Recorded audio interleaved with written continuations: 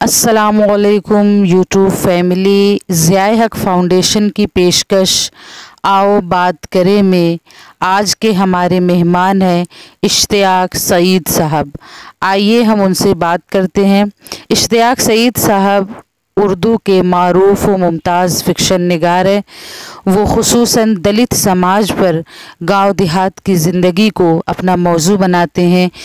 वो अपना एक रिसाला भी निकालते हैं और इसके अलावा उनकी अदबी और इल्मी ख़िदमात के लिए उन्हें मुख्तलिफ़ बड़े इदारों से अवार्ड्स भी मिल चुके हैं। तो आइए हम मज़ीद उन्हीं की ज़ुबानी उनके बारे में जानते हैं।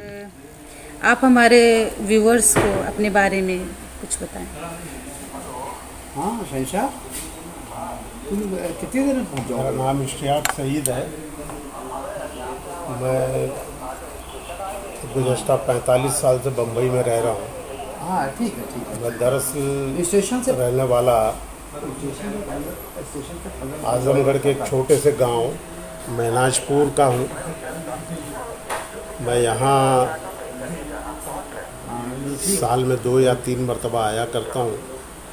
तो मेरा शौक़ अदीब, शायर और लिखने पढ़ने वालों से मिलने का है और ये इसी का एक हिस्सा है जो मैं यहाँ इलाहाबाद आया हुआ हूँ। असरार गांधी साहब से मेरे बड़े देरीना ताल्लुकात हैं और अक्सर गुज़श्ता 3-4 साल से मुझे बुलाते रहे, लेकिन मैं किसी न किसी वजह से नहीं आ सका। पिछले दिनों लॉकडाउन की वजह से भी नहीं आ सका और मैं गांव में 4 महीने तक फंसा रहा। लेकिन फिर इसके बाद दरमियान में भी एक बार मैं यहाँ आया था। उस वक्त भी मेरी तबीयत ख़राब हो गई, इसलिए नहीं आ सका। इस बार यहाँ आना हुआ जी। और हूँ, अफसाने लिखता हूँ। मेरी 3 किताबें आ चुकी हैं। एक ड्रामा है इनकलाब मुर्दाबाद, अफसाना पहला मजमुआ हल जोता, दूसरा हाजिर गायब। जी जी। सर आपको इल्मी और अदबी माहौल ख़ुसूसन उर्दू के हवाले से आपका ख़ानदान में इस तरह का माहौल था या आपका अपना लिखने पढ़ने का शौक़ उर्दू में हुआ?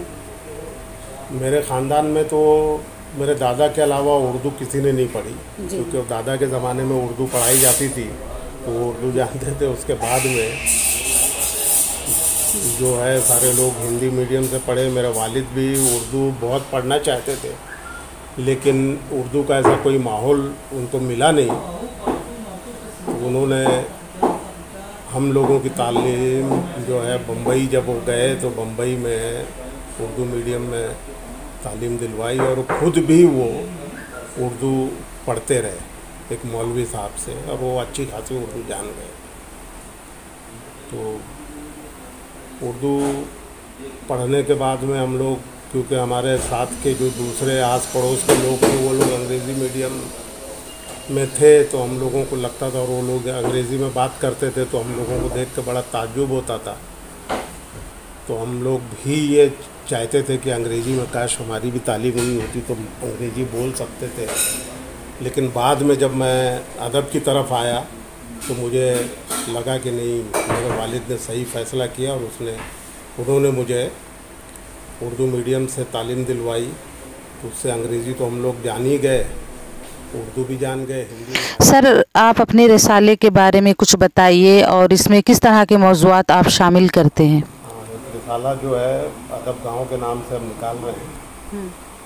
इस रिसाले में हम छपी हुई चीज़ें छापते हैं, क्योंकि जितने भी रसायल निकल रहे हैं वो लोग गैर मतबूआ चीज़ें मांगते हैं। तो हमने ये तय किया कि जब सब गैर मतबूआ ही छापेंगे तो उसको कहानी, एक रिसाला जो है 500 से ज़्यादा नहीं छपता है जी। उर्दू में शायद ही ऐसा कोई रिसाला हो आजकल, या इस तरह के एकाध रिसाले को छोड़ के जी। तो क्या हम सिर्फ 500 के लिए लिखते हैं जी। एक सवाल ये है जी जी। तो एक जगह हम अगर 500 छप गए तो उसके बाद हम दूसरी जगह भेजे ही ना, दूसरा कोई रिसाला छापता ही नहीं है। हालांकि हर रिसाले के अपने अपने कारी होते हैं। एक रिसाला जो पढ़ता है वो बहुत सारे दूसरे लोग नहीं पढ़ते। जी जी। जो लिखने पढ़ने वाला है वही मंगवाता है। जी जी। उसके जो क़ारीन हैं वो अपने अपने हल्के के अपने अपने रिसाले पढ़ते हैं। जी। तो ये चाहिए कि उसको हर जगह छपना चाहिए ताकि ज़्यादा कारी उसको पढ़ सके। जी जी जी। कोई भी तख्लीक है वो और लिखने वाला चाहता है कि उसकी तख्लीक मशहूर हो और बहुत सारे लोग पढ़ें। तो अगर ये रवैया रहा कि छपी हुई चीज़ एक जगह जब छप गई तो वो दूसरा कोई रिसाला छापेगा ही नहीं, तो वो महदूद होकर रह जाएगी। तो इसलिए हमने ये सिलसिला शुरू किया, अदब गाँव निकाला। इसमें हम सिर्फ छपी हुई चीज़ें ही छापते हैं। सर, अदब गांव एक नाम सुनते ही एक गांव की और एक भीनी भीनी मिट्टी की खुशबू वाली एक फीलिंग आती है। तो ये नाम आपने इंतखाब क्यों किया? और दूसरा ये सवाल, क्या आप किसी ख़ास मौज़ूआत को ही रिसाले में जगह देते हैं या इसका मतलब कोई भी मौजू आप लिख सकते हैं छपी हुई चीज़ हो तो? अच्छा। तो ये गांव, अदब गांव, क्योंकि मैं गांव का आदमी हूँ, गांव से जुड़ा हुआ हूँ। जी जी। गांव की कहानियाँ लिखता हूँ, गांव मेरे जहन में बसा हुआ है जी। तो इसलिए वो नाम भी जब उसका मसला आया नाम का तो वो हमने उसको अदब गांव कर दिया। क्योंकि नाम के लिए भी ये जो नाम हम उठाते थे तो पता चला ये तो फला जगह से निकल रहा है। जी जी। जो नाम जो भी दूसरा कोई बताए कि ये फला नाम रख लो तो पता बाद में मालूम होता था कि ये भी कहीं से निकल रहा है। तो मैंने फिर ये किया कि अदब गांव, उसको अदब के साथ में, हम अदब के साथ ही कुछ लगाना चाहते थे। जी जी। तो गांव लगा दें तो गांव कोई लगाता, जी जी जी, लगाता नहीं है। जी जी जी। वो इसलिए उसको अदब गांव कर दिया। उसमें हमने जो वो भी है तो गांव की मुनासबत से ही हमने उसमें जो है अलग अलग जो उसमें रखा है। जी जी। जैसे हम कहानियाँ छापते हैं तो उसको जो है किस्सा सराय कर दिया हमने। जैसे गांव में नाम होते हैं और मजमूनपुर, ड्रामा नगर, ये क्या तमाशा नगर, इस तरह के हमने उन्वानात दिए। जी जी जी। वाह। सर, आप अपने अफसानों के हवाले से ये बताइए कि आपने किन मौज़ूआत को सबसे खुसूसन जगह दी है अपने अफसानों में और उसके पीछे वजूहात क्या रही?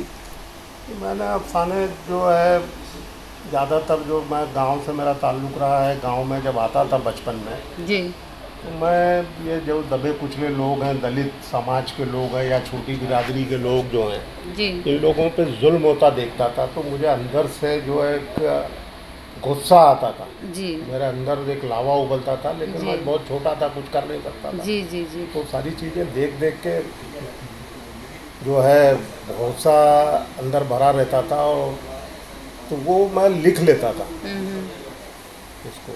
तो बाद में धीरे धीरे वही चीज़ें आगे बढ़कर जो है अफसाने, जब अफसाना लिखना शुरू किया तो अफसाने में आने लगी वो सारी चीज़ें। याददाश्त में मेरे महफूज थी। जैसे मैं एक आपको बताऊं कि मैं बचपन में हमारे इधर मेरा घर जहाँ है तो थोड़ा सा ऊंचाई पर है, तो वहाँ हमारे एक ठाकुर साहब का घर था तो हमारे पड़ोस में। तो वो वहाँ से और वहाँ से करीब 400-500 गज दूर जो है दलित बस्ती है।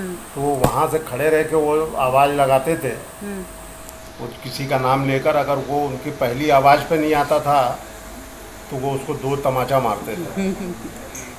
ये मैं देखता रहता था।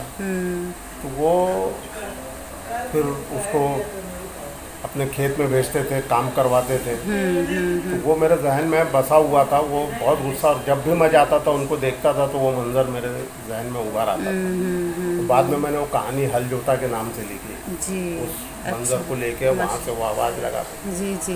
उनके पास में उन्होंने बाद में जब थोड़ा सा हालात बिगड़ने लगे तो उन्होंने ट्रैक्टर खरीद ली।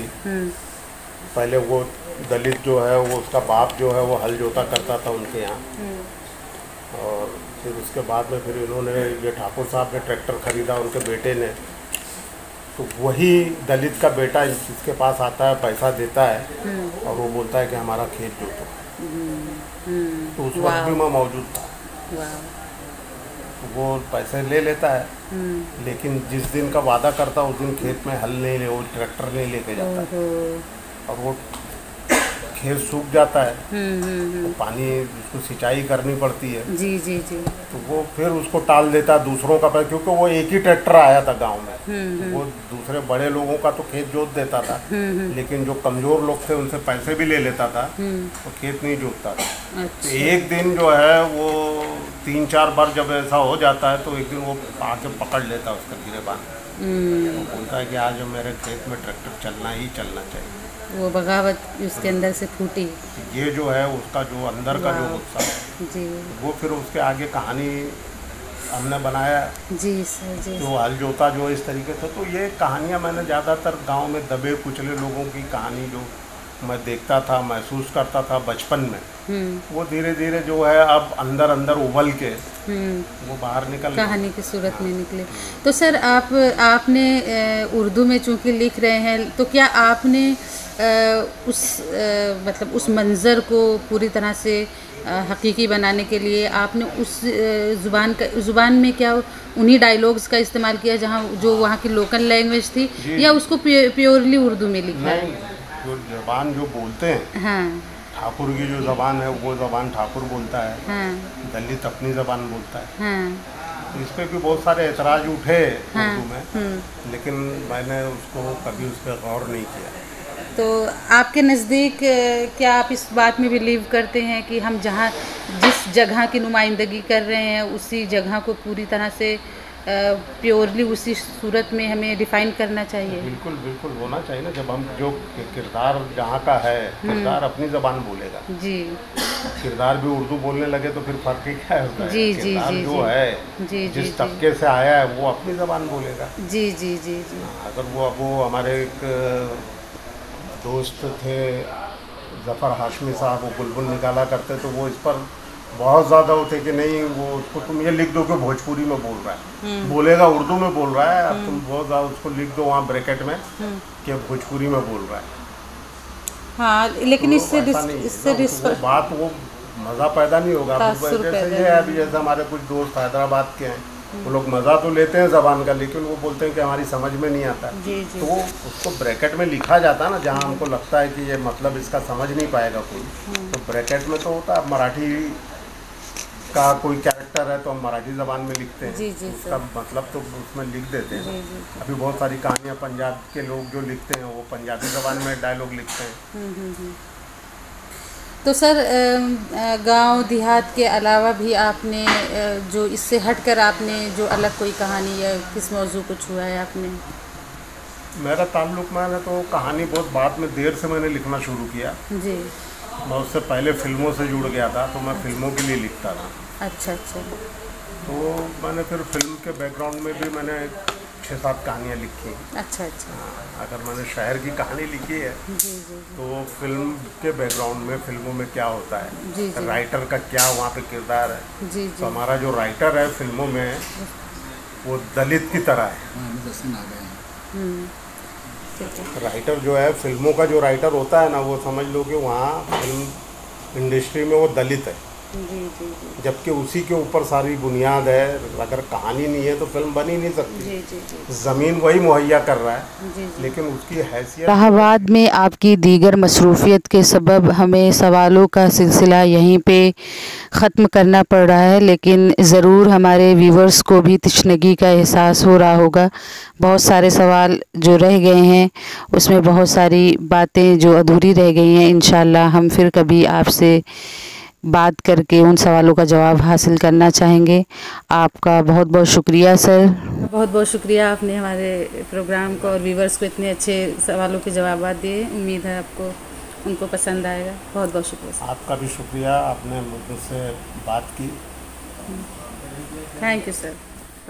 तो आप सुन रहे थे डॉक्टर इश्तियाक सईद साहब को, जो अपने फ़िक्र फ़न, अपनी शख्सियत और अपनी कहानी कैसे उन्होंने लिखनी शुरू की जैसे अहम मौज़ूआत को। उम्मीद है आपको ये वीडियो पसंद आई होगी, और अगर पसंद आई है तो प्लीज़ लाइक करें, सब्सक्राइब करें, शेयर करें और मेरी हौसला अफजाई करें।